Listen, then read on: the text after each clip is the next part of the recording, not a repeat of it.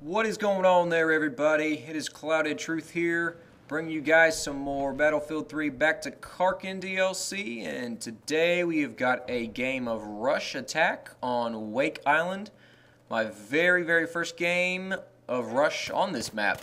This is actually my first game of Rush on the new map, so it was quite interesting for me trying to get used to everything. I had no idea at the time. I know the vicinity of the MCOMs, obviously, from where you can see them on the map, but as far as exactly where they're at, I had no clue. I don't think I even come close to arming an MCOM this entire game. So, sorry if you're looking for, a bunch of beastie MCOM arms or something like that.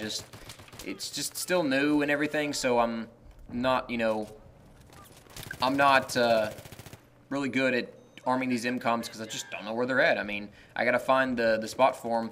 A couple of them I kind of get up next to and I can be like, okay, here it is now. Where's the best way to get to it? And that's just something you got to test out over time. So anyway, this Wake Island so far is just still a camper's paradise for me. It really is.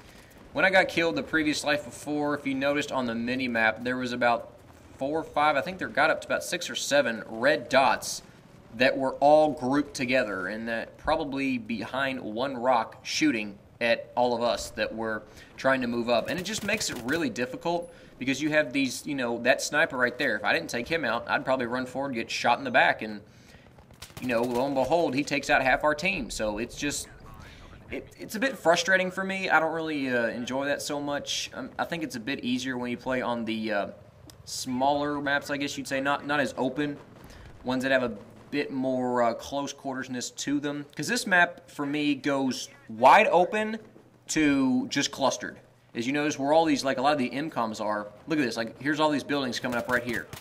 These are not anywhere else on the entire map, so it's a bit weird. It does make it a bit more strategical as far as where you're going to go. The beach is obviously a good place to run, especially if there's no one watching it. Like maybe have gone down there and got up to an MCOM station, then gotten killed. You can try it again because sometimes the team is dumb enough and they don't realize, oh, maybe I should watch this way. So you just got to find different routes that work for you. I have not found any of those yet, but I will play a lot more Rush and be sure to do that because I really get frustrated in Rush when I can't find a way to go and I just end up getting killed all the time and my teammates start sitting back and they don't know what to do either. So instead of being the guy that doesn't know what to do, just play enough and be the guy to run forward and show everybody where to go. I mean, even if you die and they go, oh, okay, I can go this way. And the next thing you know, you're gonna win the game because you showed everybody what's the best way to go. So just be sure to do that and don't be like, oh, you guys are terrible, you don't know what you're doing. Try to be helpful to your teammates because sometimes guys play these games, they're just not, honestly, they're not that great. I'm not that great at this game. And right now, if somebody would tell me what's a good way to go on any Rush map for that matter, I'd really appreciate it. Even in the comments, I'd like to know if you found a really good way during Rush, this is a good way to go around here over top of this. I would really appreciate that because when it starts out, it's kind of hard to get to these MCOMs because I don't know where these enemies are, where they like to sit, things like that. So, alright, enough of the whole camping things. This game, in about, oh man, just a few minutes I think, I get in a chopper, and boy, I had some fun with that. Choppers, I think, in Back to Karkand are a bit overpowered. Now, this map is not one of them I think they are because it is so open. It is harder to dodge stingers, tanks, things like that, even the anti-air gun which is on this map. So it makes it more difficult on the more close quarters maps. It's a lot easier to get away from all those things because you can just move around these buildings, and especially if you have a real good pilot, you may stay in the air the entire game unless the other attack helicopter or jet takes you down. So having a good chopper pilot is always key to any map that's got a helicopter on there, as well as jet pilots. If you're not that great with the jet, or helicopter, and you want to be good, I'd recommend joining a server that's kind of small, not really full, and trying to get into a jet then, because most likely the servers that are full of all the people that can fit in them, the games, they're probably it's a pretty serious game going on, and they don't really want people messing around too much. So that's my recommendation. Get into a server that's got less than half the number of people in it to make it a full game, and then just try playing it there and see how you do. It's a good way to test it out, things like that. I've done that so far, and boy, man, I am so bad with the jets. I don't know what, maybe it's just me, but I cannot control those things. Just the controls feel all funky to me, and I don't like it. But I guess if I want to fly a jet, I got to get used to doing that. But helicopter for me is no problem. I really, really enjoy flying helicopters.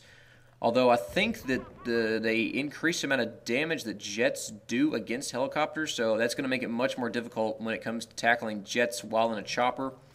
And that's something where you got to be careful with that. Don't, run after a jet if you're in the chopper. Don't go chasing after him if it's just you.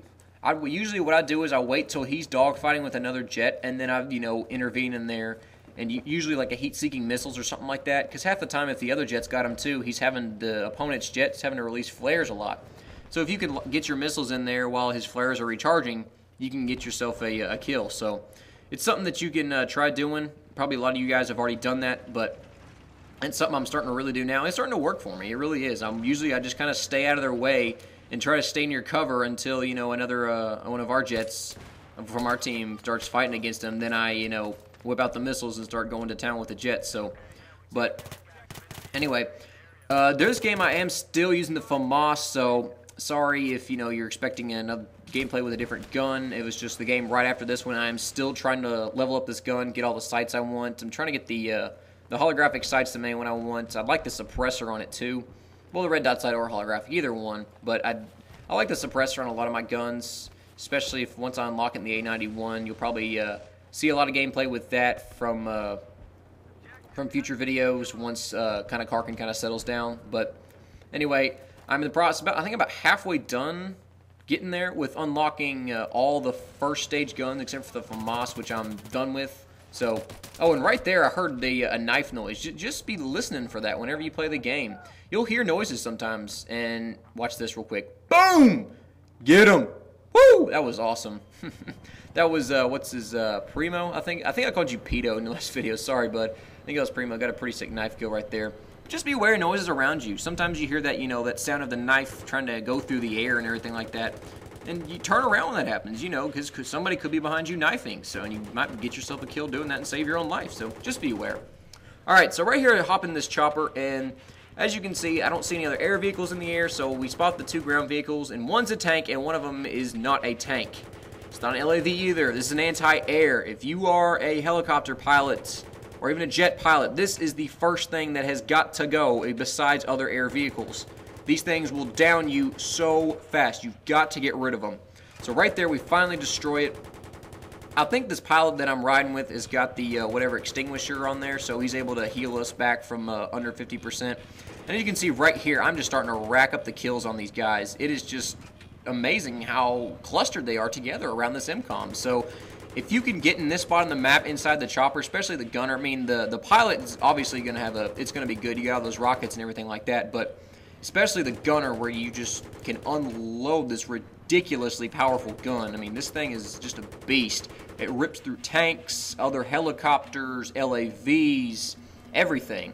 And finally, they're starting to get pissed enough to where they start pulling out the stingers and locking onto us. And we managed to dodge a few of them, but we do get hit a couple times. I think actually we take a total of 3 or 4, I think, before we finally go down. As you can see, I only did 55 damage right there, so we will start to heal in just a minute.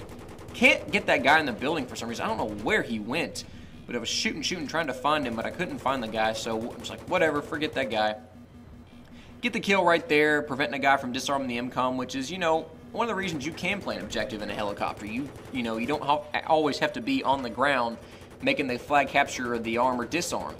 Like right now, they're all spawning back in that kind of little base area to my left right the moment, and we're flying over it. And it's making the job a lot easier for my teammates to move in there and arm these MCOMs instead of defensive positions. So that's something, keep in mind. The chopper, don't always get mad at these guys that are flying around the chopper just trying to, get kills and everything like that. They are helping your team if they're doing the right thing, which they should be in getting kills. So finally got hit by another stinger. It drops us down to 14%. I think we get taken out right here by one more stinger. Yeah, we do. But team got it armed. Next life I come in, it is basically about to blow up. This crate right there, that last alpha crate on this map, reminds me a bit of Karkand Island. That's what it looks like, that little kind of shack looking house thing. But anyway, our team picked up the victory, which was good. And I played a few more games of Rush. So far, it's not bad. I'm still not liking it. Like I said, Wake Island is not my favorite map so far. But I'll try to play it some more, see if I can, kind of warm up to it. But I will be bringing you guys more Karkand footage soon. Hopefully another video will go up today. I'm not 100% sure on that, but I will do my best.